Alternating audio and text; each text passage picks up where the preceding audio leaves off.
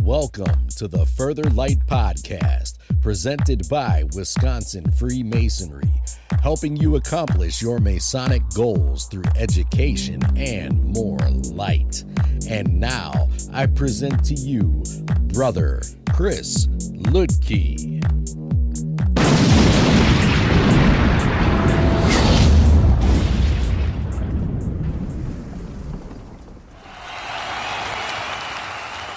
Listeners, scholars, brothers, this is Brother Chris Ludke, and today I want to explore, well, the Chisel.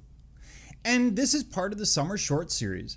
This is an article written by Worshipful Brother Pat Cholka, a past Grand Lecturer and Grand Orator for the state of Wisconsin. He writes it originally in the Masonic Study Series, Volume 1, Issue 10, June 2016.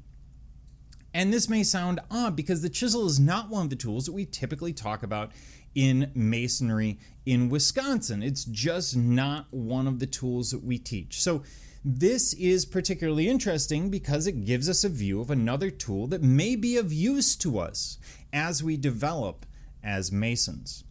So let's get into the article. The Chisel. In the entered apprentice degree, there's a lot of emphasis placed on the rough ashlar as the symbol of our rude and imperfect state by nature. The symbol of the rough ashlar and its never-ending transition to the perfect ashlar accurately illustrates a self-improvement common within Freemasonry.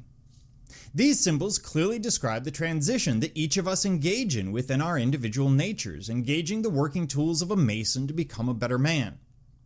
In the ritual of the Grand Lodge of Wisconsin, the entered apprentice is introduced to two working tools that are commonly described as tools of action or tools for measuring and preparation.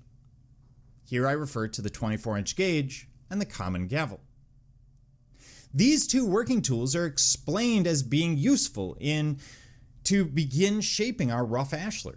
In some jurisdictions, specifically those of England and Canada, a third working tool is introduced to the entered apprentice, the chisel.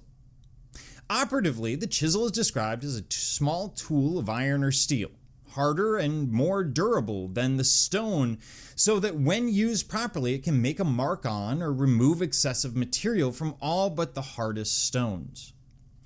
It is easy to imagine an operative Mason using a chisel at a quarry or work site along with his common gavel, slowly but steadily chipping away at the stone before him, removing the excess material and shaping for the use by the builder. It enables the operative workman to precisely remove the bits of stone that are not needed to obtain the finished product. This is very much the Michelangelo, the sculpture's there, I'm simply revealing it sort of idea. Speculatively, the chisel complements the gavel by reinforcing its symbolism in chipping away at our imperfections. It is said to symbolize the effect of education on the mind. The chisel helps us give form and regularity to the stone, just as education gives form and regularity to our character by cultivating ideas and polishing our rude thoughts. William Preston, in Illustrations of Masonry, elaborates its symbolism as one of the implements of Masonry. Quote, "The chisel demonstrates the advantage of discipline and education. The mind, like a diamond in its original state, is unpolished.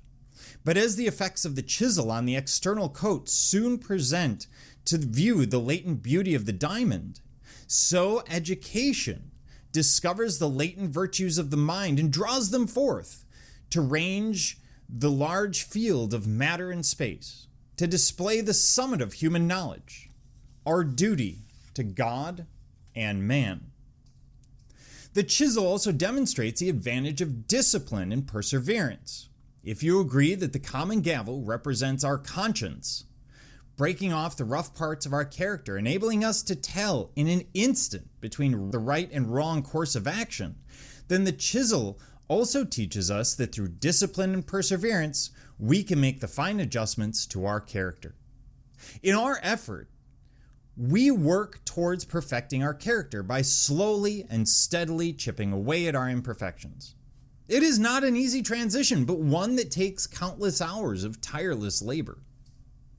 And what Brother Cholka's getting at here is the idea that it's not just self-improvement as in read a book and that's it, but a continuous self-improvement. This idea that self-improvement never really ends. There is no end point. Even laying at your deathbed, you might be trying to improve yourself. So it's something to keep in mind. The chisel as a form of discipline, as a tool that in some ways pushes the idea of perseverance required for true self-improvement. It is, to get back to Brother Cholka's writing, it is these adjustments to our character that, as Masons, are necessary that we may recognize and correct our own individual faults so that we may better perform our duty to God and man. Let me stop there for a second. Let me reread part of that. That these adjustments to our character are necessary that we may recognize and correct our own individual faults. And I call that out for a reason. It is so easy to sit there and point out everyone else's faults. It is very difficult to find our own. So keep that in mind as we go through. Getting back to Brother Cholka's writing. We are never satisfied with what we have attained to the point that we would admire our attainment rather than continue to smooth the sides of our character. In practical terms, the symbolic intention of the chisel is to motivate each new candidate to devote himself to the continual process of learning, to know, to understand, and to appreciate the many and complex elements that constitute modern society, the contemporary environment in which he lives, and is now obligated to make a useful contribution. Let us act as working tools of the grand architect of the universe, and by chipping away the little pieces of the problem, transform the rough ashlar of our character and persevere. We make our way towards becoming perfect ashlars, made perfect by our fraternal efforts. Again, this is an article by Worshipful Brother Pat Cholka that we are using as part of this summer short series. And this one on the chisel is really unique. It's a tool that we might want to go out and look at, because when you think about the tools that we're given as an EA, neither of them are working tools as such. A gavel is fantastic, but it doesn't necessarily work on stone unless you're going to spend a great deal of time and you have a great deal of skill, which none of us do when we come in as an EA. The chisel, on the other hand, is the kind of tool that a new apprentice might be able to use, under supervision of course, to knock off those imperfections, those vices and superfluities that we are told to rid ourselves of, or attempt to rid ourselves of, in the Entered Apprentice. So it becomes a really useful tool, and sometimes it's interesting to look at the tools that have been lost to the ages for any number of reasons. So, until next time, thank you for joining me, Brother Chris Lidke, and the entire Further Light team on your quest to find more light through Masonry.